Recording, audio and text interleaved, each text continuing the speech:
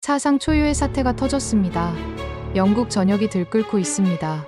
한국이 세계 6대 강국에 포함됐다는 포브스 발표 이후 이를 조롱하던 영국의 한 저명 언론인이 생방송 중 참담하게 무너졌습니다. 그건 조작이다라던 그의 말은 단 7분 만에 대한민국의 팩트 앞에서 박살났습니다. 지금부터 그 누구도 예상하지 못했던 충격적인 진실의 전말을 낱낱이 파헤쳐 보겠습니다. 런던의 아침은 늘 그렇듯 흐릿한 안개로 시작되었습니다. 저는 앤드류 마셜, 58년째 이 도시에서 살아온 정치 전문 기자입니다. 그날도 여느 때처럼 커피를 마시며 국제 뉴스를 훑어보고 있었죠. 포브스가 발표한 세계 강대국 순위가 화면에 떠올랐을 때 저는 잠시 컵을 내려놓았습니다. 미국, 중국, 인도까지는 당연했지만 6번째 이름을 보고는 실소가 터져 나왔습니다. 한국이라니, 제가 송하는 그 작은 아시아 국가가 말입니다. 옆자리 동료가 제 표정을 보고 무슨 일이냐고 물었죠. 저는 모니터를 가리키며 고개를 저었습니다. 수십 년간 국제 정치를 다뤄온 제 경험으로는 도저히 납득할 수 없는 순위였습니다. 책상 위에 놓인 영국 국기가 새삼 자랑스럽게 느껴지더군요. 편집장이 제 자리로 다가와 이 순위에 대한 칼럼을 써보라고 했습니다. 저는 망설임 없이 수락했고 머릿속에는 이미 제목이 떠올랐죠. 영국 언론의 권위를 지켜온 우리 신문사에서 이런 터무니없는 순위를 그대로 받아들일 수는 없었습니다. 저는 키보드를 두드리기 시작했고 문장 하나하나에 제 확신을 담았습니다. 한국이 세계 6대 강국이라는 주장이 얼마나 과장된 것인지 제 나름의 분석을 더해갔죠. 동료들이 제 모니터를 흘끔거리며 지나갔고 몇몇은 고개를 끄덕이기도 했습니다. 편집장은 제 어깨를 두드리며 영국적 시각을 잘 담아내라고 격려했죠. 저는 더욱 자신감을 얻어 글을 마무리했습니다. 그 순간만큼은 제가 진실의 수호자라고 믿었습니다.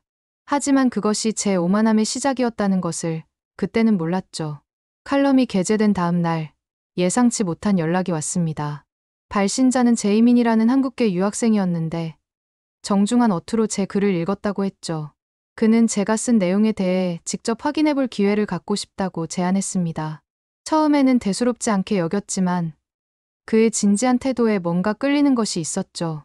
저는 편집장에게 이 일을 보고했고 뜻밖에도 취재를 허락받았습니다. 다만 편집장은 제 귀에 대고 조용히 말했죠. 너무 한국 중심으로 기사를 쓰지 말라고. 우리 독자들이 원하는 것은 영국의 시각이라고 말입니다.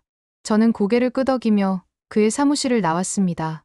복도를 걸으며 저는 이번 취재가 제 주장을 더욱 확고히 만들어줄 것이라고 생각했죠. 한국의 실상을 직접 보고 나면 더 강력한 비판 기사를 쓸 수 있을 거라고 확신했습니다. 며칠 후 포브스 글로벌 강국 포럼의 초청장이 도착했습니다. 행사가 서울에서 열린다는 내용을 보고 저는 코웃음을 쳤죠. 마치 자신들의 순위를 정당화하려는 쇼처럼 보였습니다. 제이민에게 연락이 와서 동행을 제안했고 저는 현지 안내자가 필요하다고 판단해 수락했습니다. 출국 전날 밤 아내가 제게 물었죠. 왜 그렇게 한국을 무시하느냐고, 혹시 선입견은 아니냐고 말입니다.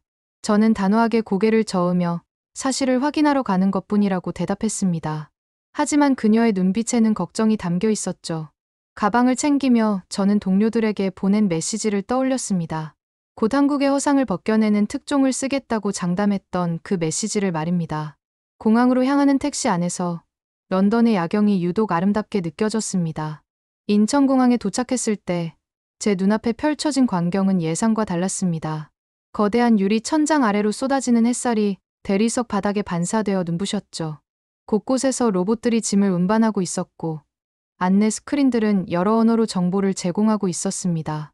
제이민이 저를 맞이하러 나왔는데 그의 표정에는 묘한 자신감이 서려 있었죠. 공항에서 나와 서울로 향하는 길, 창밖으로 보이는 도시의 스카이라인이 제 시선을 사로잡았습니다. 고층 빌딩들이 질서정연하게 늘어서 있었고 도로는 놀라울 정도로 깨끗했죠. 제이민이 한강 다리를 건너며 설명을 시작했지만 저는 속으로 일본이나 싱가포르를 흉내낸 것이라고 치부했습니다. 그래도 인정할 건 인정해야 했죠. 제가 머릿속에 그려왔던 한국의 모습과는 확실히 달랐습니다. 호텔에 도착해 모바일로 체크인하는 과정을 보며 저는 처음으로 약간의 당황스러움을 느꼈습니다. 저녁이 되자 제이민이 서울의 야경을 보여주겠다며 저를 안내했습니다. 남산타워에서 내려다본 서울은 불빛들의 바다였죠. 수백만 개의 빛이 질서정연하게 반짝이고 있었고 한강은 그 빛들을 품에 안고 유유히 흐르고 있었습니다. 제이미는 조용히 말했죠. 영국 언론이 보도하는 한국은 20년 전 모습에 머물러 있다고. 현실은 이미 많이 달라졌다고 말입니다. 저는 그의 말에 반박하고 싶었지만 눈앞의 광경이 그의 주장을 뒷받침하고 있었죠. 도시 곳곳에서 올라오는 불빛들은 마치 살아 숨 쉬는 것처럼 보였습니다. 제 옆에서 사진을 찍던 관광객들의 감탄사가 여러 언어로 들려왔죠. 그 순간 저는 제 신념에 처음으로 작은 균열이 생기는 것을 느꼈습니다. 하지만 여전히 그것을 인정하고 싶지는 않았죠. 호텔로 돌아오는 길, 제이민의 뒷모습을 보며 묘한 감정이 들었습니다. 포럼 전날 저녁, 환영 만찬이 열렸습니다. 행사장에 들어서자 각국에서 온 기자들과 전문가들로 북적였죠. 특히 눈에 띈 것은 한국 기업 대표들의 모습이었습니다. 그들은 유창한 영어로 자신들의 기술과 비전을 설명하고 있었고, 외국인들은 진지하게 경청하고 있었죠. 제이민이 몇몇 인사를 소개해 주었지만 저는 여전히 회의적인 태도를 버리지 못했습니다. 본사에서 온 메시지가 제 휴대폰을 울렸죠. 너무 한국적인 시각으로 기사를 쓰지 말라는, 균형 잡힌 보도를 하라는 내용이었습니다. 저는 답답함을 느끼며 만찬장을 둘러보았죠. 화려한 조명 아래서 오가는 대화들이 마치 연출된 무대처럼 느껴졌습니다. 하지만 사람들의 진지한 표정과 열띤 토론을 보며 이것이 단순한 쇼는 아니라는 생각이 들기 시작했죠. 그래도 저는 끝까지 제 입장을 고수하기로 마음먹었습니다. 식사가 무르익을 무렵 한 한국 기업가가 제게 다가와 말을 걸었습니다. 그는 제 칼럼을 읽었다며 한국의 변화를 직접 보여주고 싶다고 했죠. 그의 눈빛에는 자부심과 함께 안타까움이 섞여 있었습니다. 저는 정중히 거절하려 했지만 그가 꺼낸 자료들을 보고 잠시 멈칫했죠. 반도체, 배터리, 조선업 등 각 분야에서 한국이 차지하는 위치를 보여주는 그래프들이었습니다. 숫자들은 거짓말을 하지 않는다고들 하죠. 하지만 저는 여전히 그것이 일시적인 현상일 뿐이라고 스스로를 설득했습니다. 제이민이 제 표정을 살피며 조심스럽게 다가왔죠. 그는 내일 포럼에서 더 많은 것을 보게 될 거라고 말했습니다. 저는 고개를 끄덕이며 자리에서 일어났지만 마음 한구석에서는 불안감이 커져가고 있었죠. 만찬장을 나서며 뒤돌아본 행사장은 여전히 활기차게 돌아가고 있었습니다. 다음 날 아침, 방송국에서 진행하는 라이브 토론에 참석하게 되었습니다. 스튜디오의 조명이 제 얼굴을 비추자 긴장감이 밀려왔죠. 사회자가 한국의 포브스 순위에 대한 제 의견을 물었을 때 저는 평소처럼 자신 있게 대답했습니다. 로비와 과장된 홍보의 결과일 뿐이라고, 실제 국력과는 거리가 있다고 말이죠. 그때 맞은편에 앉은 민재욱 박사가 조용히 손을 들었습니다. 그는 차분한 목소리로 하나씩 근거를 제시하기 시작했죠. 군사력 순위, 기술혁 신지수, 경제 규모, 문화적 영향력까지 구체적인 데이터를 나열했습니다. 제 이마에 땀방울이 맺히기 시작했고 준비해온 반박 논리가 무색해졌죠. 카메라가 제 당황한 표정을 그대로 담고 있다는 것을 알았습니다. 민 박사의 마지막 질문이 제 가슴을 찔렀죠. 과연 누가 현실을 부정하고 있는 것인지 묻는 그 질문이 말입니다. 방송이 끝난 후 분장실에서 화장을 지우며 제 얼굴을 거울로 보았습니다. 창백해진 얼굴이 낯설게 느껴졌죠. 제이민이 조심스럽게 다가와 커피를 건넸습니다. 그는 말했죠. 기자의 역할은 진실을 전하는 것이고 때로는 자신의 믿음도 의심해봐야 한다고 말입니다. 저는 그의 말에 짜증이 났지만 동시에 그가 옳다는 것도 알고 있었죠. 휴대폰이 쉴 새 없이 울렸고 본사에서는 제 토론 내용에 대해 우려를 표했습니다. 너무 수세에 몰렸다는, 영국 언론의 위상을 지켜야 한다는 메시지들이었죠. 하지만 그 순간 저는 처음으로 의문이 들었습니다. 과연 제가 지키려는 것이 진실인지 아니면 자존심인지 말입니다. 제이민과 함께 방송국을 나서며 서울의 오후 햇살이 유독 따갑게 느껴졌습니다. 그날 저녁 호텔 방에서 노트북을 펼쳐놓고 한참을 고민했습니다. 화면에는 제가 준비해온 칼럼 초안이 떠 있었죠. 하지만 오늘 들은 데이터들과 본 것들이 계속 머릿속을 맴돌았습니다. 제이민이 노크를 하고 들어왔는데 그의 손에는 두꺼운 파일이 들려 있었죠. 그는 망설이다가 입을 열었습니다. 사실 자신이 한국계라는 것을, 그동안 영국에서 살면서 정체성을 숨겨왔다는 것을 고백했죠. 하지만 이번 기회를 통해 한국의 진짜 모습을 보여주고 싶었다고 말했습니다. 그의 진솔한 고백에 저는 잠시 말을 잃었죠. 창밖으로 보이는 서울의 야경이 어제와는 다르게 보였습니다. 제이민이 건넨 자료를 펼쳐보니 한국에 대한 각종 국제평가와 순위들이 정리되어 있었죠. 저는 처음으로 제 칼럼을 수정해야 할지도 모른다는 생각을 했습니다. 밤이 깊어가는데도 잠이 오지 않았습니다. 창가에 서서 서울의 불빛들을 바라보며 많은 생각을 했죠. 런던에서 출발할 때의 확신은 이미 많이 흔들려 있었습니다. 제이민이 남기고 간 자료들을 하나씩 검토하며 제가 얼마나 편견에 사로잡혀 있었는지 깨닫기 시작했죠. 특히 한국 기업들이 글로벌 시장에서 차지하는 점유율을 보며 놀라움을 감출 수 없었습니다. 휴대폰으로 영국의 뉴스를 확인해 보니 제 방송 토론이 화제가 되고 있었죠. 댓글들은 양극화되어 있었습니다. 일부는 제가 한국에 너무 관대하다고 비판했고, 다른 이들은 현실을 인정해야 한다고 주장했죠. 본사 편집장의 문자가 또 왔습니다. 균형 잡힌 시각을 잃지 말라는, 독자들이 원하는 것을 잊지 말라는 내용이었죠. 하지만 저는 이미 알고 있었습니다. 제가 써야 할 것이 무엇인지 말입니다. 다음 날 제이민과 함께 서울의 첨단 기술 현장을 둘러보기로 했습니다. 첫 번째 목적지는 스마트시티 통합관제센터였죠. 거대한 스크린들이 도시 전체의 교통, 에너지, 안전 상황을 실시간으로 보여주고 있었습니다. 담당자가 설명하는 시스템의 정교함에 저는 감탄을 금할 수 없었죠. 이어서 방문한 오지 체험관에서는 초고속 인터넷의 위력을 직접 경험했습니다.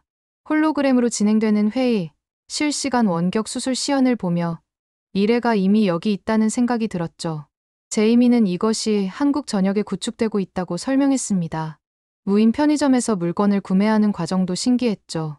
얼굴 인식만으로 결제가 완료되는 시스템이 자연스럽게 작동하고 있었습니다.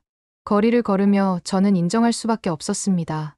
이 모든 것이 로비나 홍보의 결과가 아니라는 것을 말이죠. 오후에는 판교 테크노밸리를 방문했습니다. 스타트업들이 모여있는 이곳은 활기가 넘쳤죠. 젊은 창업가들이 자신들의 아이디어를 열정적으로 설명하는 모습이 인상적이었습니다.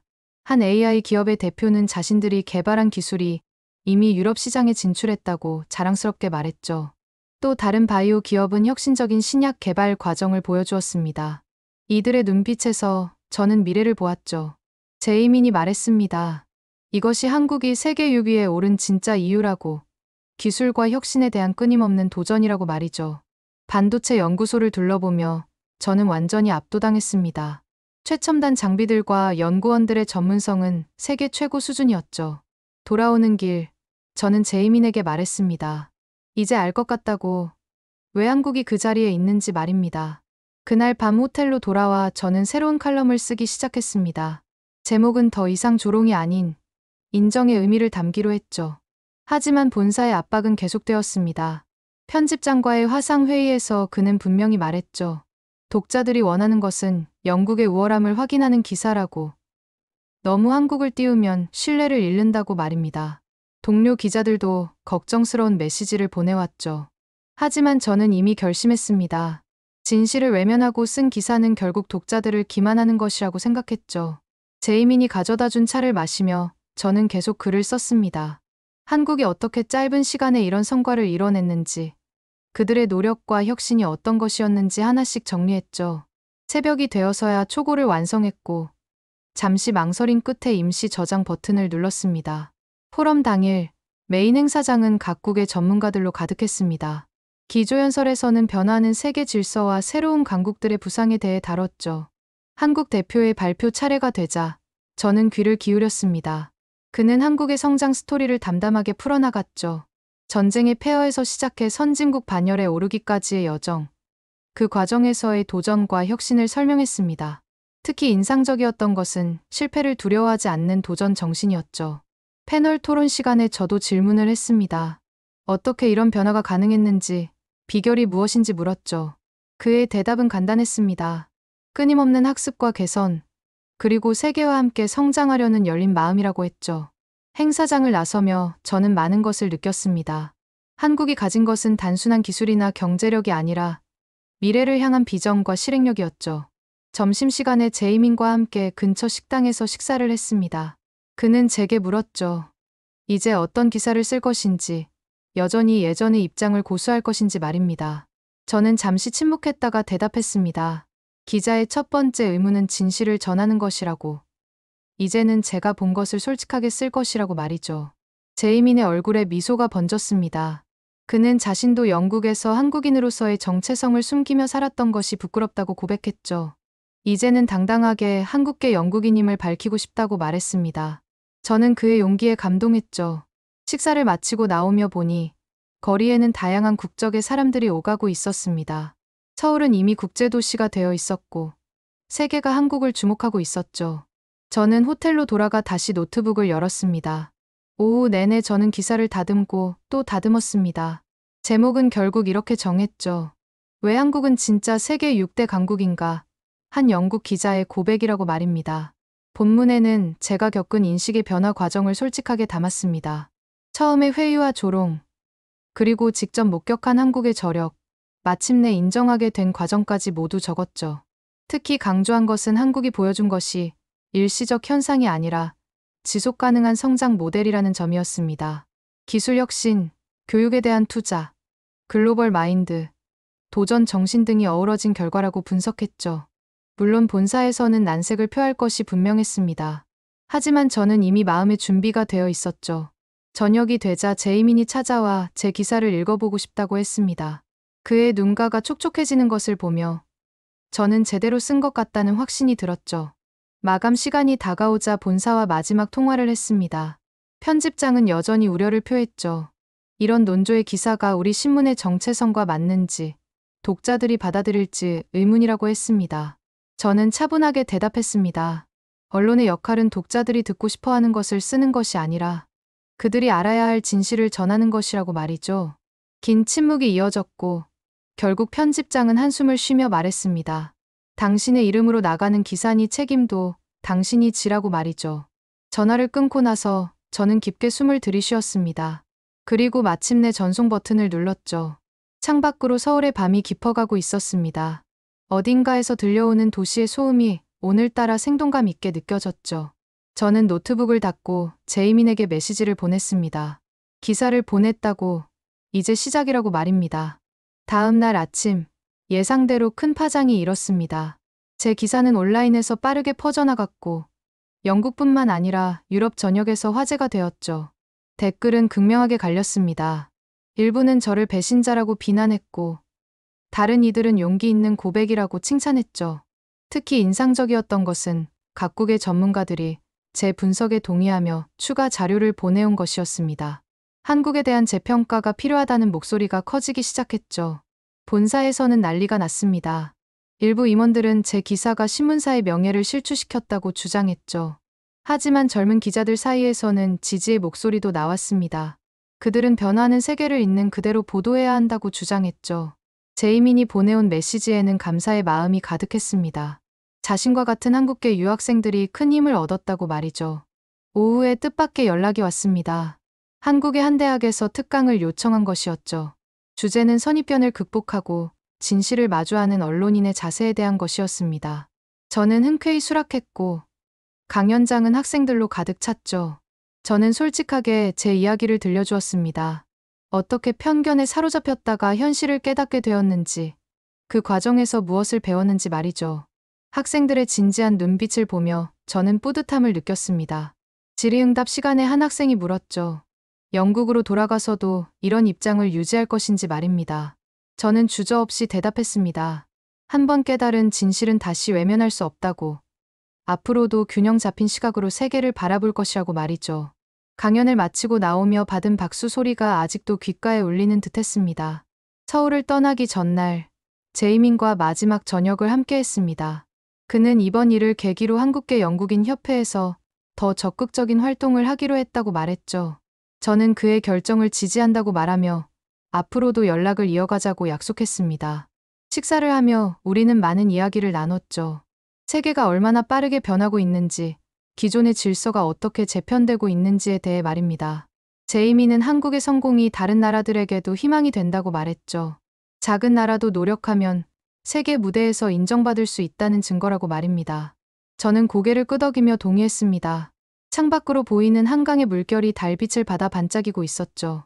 그 순간 저는 깨달았습니다. 제가 한국에서 발견한 것은 단순한 경제력이나 기술력이 아니라 가능성에 대한 믿음이었다는 것을 말이죠. 런던으로 돌아온 후 예상대로 많은 변화가 있었습니다. 본사에서는 제 입장에 대해 장시간 논의가 있었고, 결국 제가 새로운 형태의 국제 저널리즘을 시도할 수 있도록 허락했죠. 제 기사는 언론상 후보에 오르기도 했습니다. 하지만 무엇보다 의미 있었던 것은 독자들의 반응이었죠. 많은 이들이 선입견 없이 세계를 바라보는 것의 중요성을 깨달았다고 메일을 보내왔습니다. 저는 후속 기사를 통해 한국뿐만 아니라 다른 신흥 강국들의 이야기도 다루기 시작했죠. 매번 현장을 직접 방문하고 그들의 목소리를 듣고 편견 없이 관찰하려고 노력했습니다. 동료들 사이에서도 변화가 일어났죠. 더 많은 기자들이 열린 마음으로 취재에 임하기 시작했습니다. 제 책상 위에는 제이민이 보내준 사진이 놓여 있습니다. 서울의 야경을 배경으로 찍은 우리의 모습이죠. 몇 달 후, 저는 은퇴를 결정했습니다. 마지막 칼럼의 제목은 이렇게 정했죠. 영국의 티타늄 자존심에 대한 고백이라고 말입니다. 그 글에서 저는 우리가 얼마나 과거의 영광에 취해 있었는지, 변화하는 세계를 외면했는지 솔직하게 썼습니다. 특히 한국을 통해 배운 교훈, 즉 겸손과 개방성의 중요성을 강조했죠. 세계는 더 이상 몇몇 전통 강국만의 무대가 아니라고, 누구나 노력하면 주인공이 될 수 있는 시대가 왔다고 적었습니다. 칼럼이 게재된 날, 수많은 축하 메시지가 쏟아졌죠. 가장 기억에 남는 것은 한 젊은 기자가 보낸 메일이었습니다. 선배님 덕분에 진정한 언론인이 무엇인지 배웠다고, 앞으로는 더 넓은 시야로 세계를 보겠다고 약속했죠. 저는 노트북을 닫으며 미소를 지었습니다. 이제 새로운 여정을 시작할 시간이었죠.